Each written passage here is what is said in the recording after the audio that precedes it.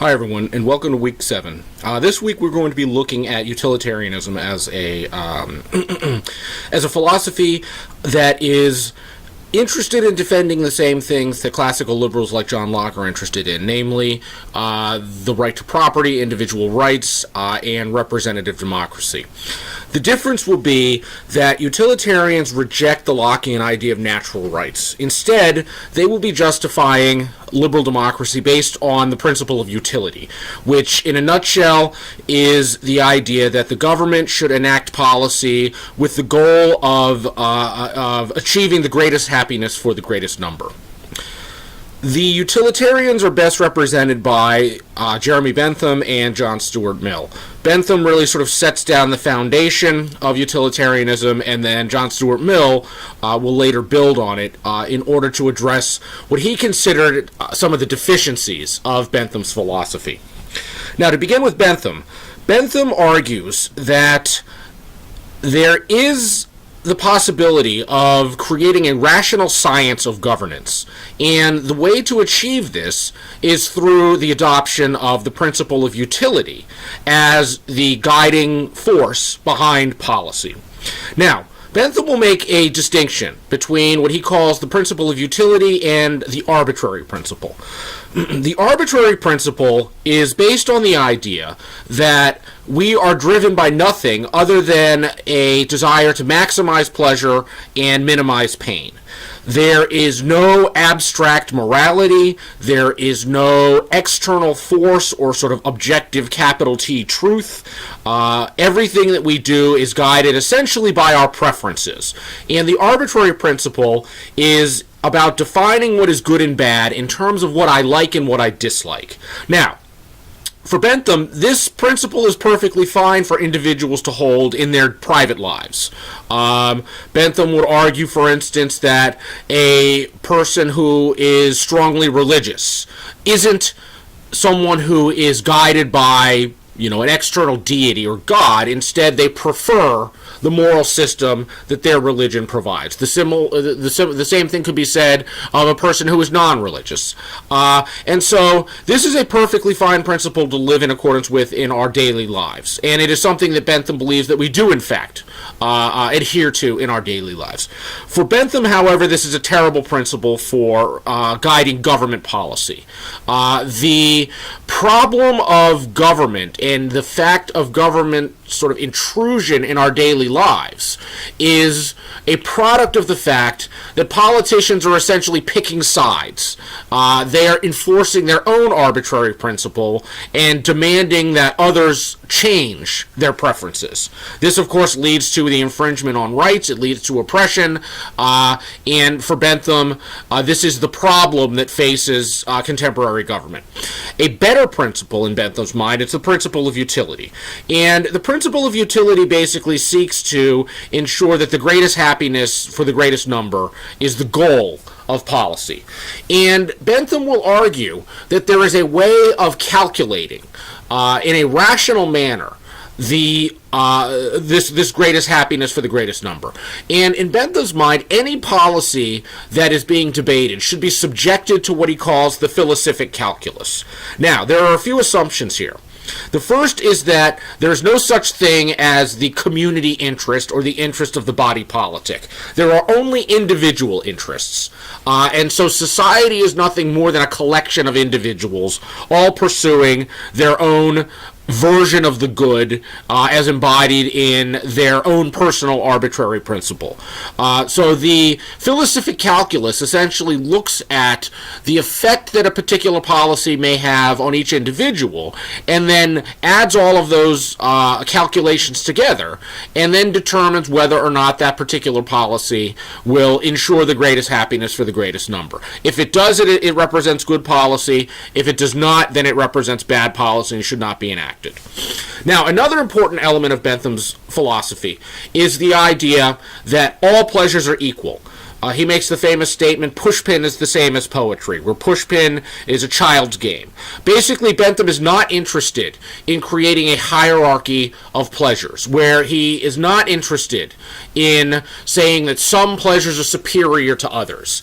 And Bentham is particularly adamant about the idea that the government should have no role in determining what constitutes a better quality pleasure.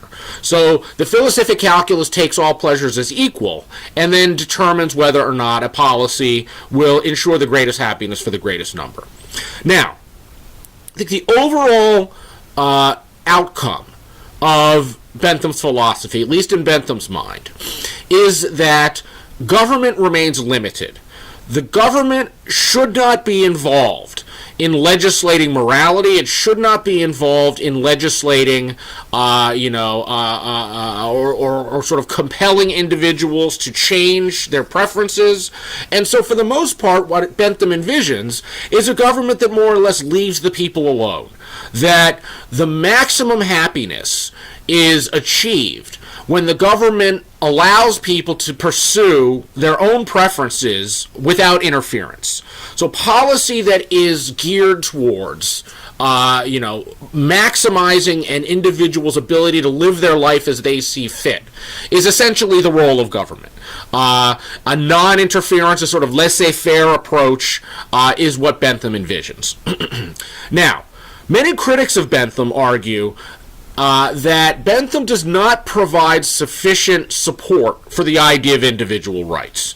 That it is conceivable, for instance, for the majority to take pleasure in the suffering of an individual or of a minority. I think the most sort of famous example of this is the idea of whether or not you torture a terrorist who has planted a bomb that is going to go off on that day, the so-called ticking time bomb scenario. And utilitarians, I think, have a problem with addressing the idea that the utility and the happiness of the majority would outweigh the pain of the terrorist that would suffer from torture, because obviously, preventing an explosion from going off that would kill, numerous people is obviously a great deal of pain, and so there is no.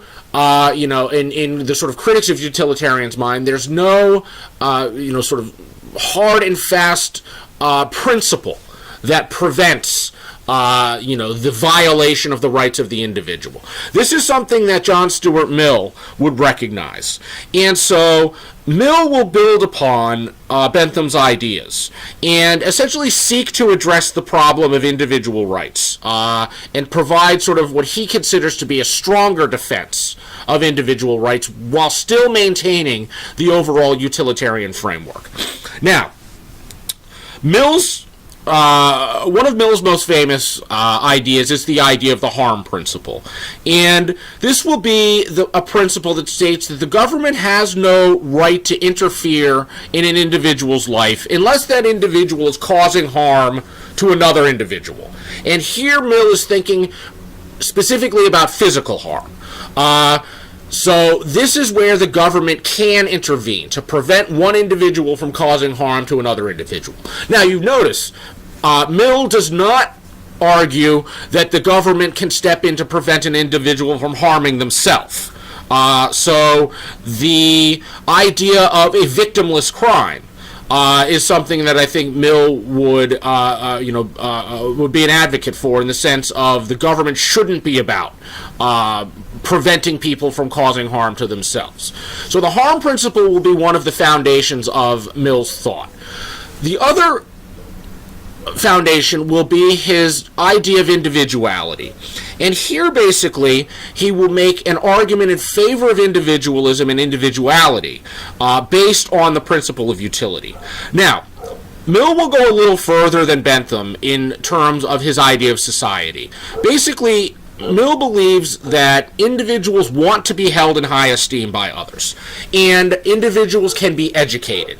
And so, for Mill, preserving individuality, basically creating a marketplace of lifestyles, is key to enriching the lives of other individuals. That when we know people who are not like us, then we essentially learn from something from those individuals. So preserving the right of individuals to live their life as they see fit is good for the individual themselves, because they can essentially enjoy the freedom of living their lives as they see fit. It's good for other people in the society because it enriches their life and enriches their experience.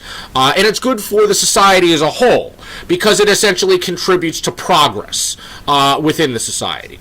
So Mill will basically argue, along, sort of following along with Bentham, that the government should essentially stay out of people's private lives, that the government should allow people the right to live their lives as they see fit, and this is good for individuals and for society as a whole.